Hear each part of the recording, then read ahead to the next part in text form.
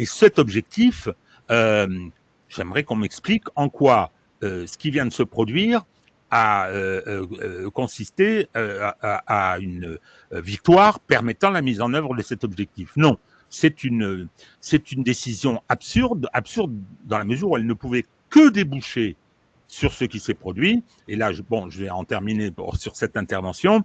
Je rejoins parfaitement Bruno.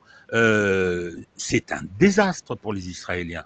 C'est un désastre. Il a fallu qu'ils censurent, qu'ils interdisent qu'on filme les dégâts qui ont été effectués. Les Iraniens ont montré que le fameux dôme de fer était un dôme en fer blanc. Hein, et que la vulnérabilité d'Israël était totale. Ça, c'est une prise de conscience énorme. C'est une défaite colossale. Parce que ce pays ne peut pas vivre là.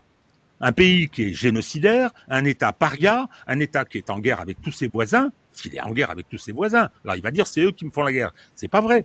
Donc le Liban, la première fois que j'étais au Liban, c'était en 1969. Il y avait eu, et je me rappelle très bien, l'attaque de l'aéroport de Beyrouth. C'était vis-à-vis du Liban, qui est un pays paisible, qui a été jeté dans la catastrophe par Israël. Donc le problème, c'est que cet objectif dont le génocide est un des éléments, cet objectif d'installer l'Israël rêvé par Netanyahou et le gang qui l'entoure, mais c'est fini face à cette défaite.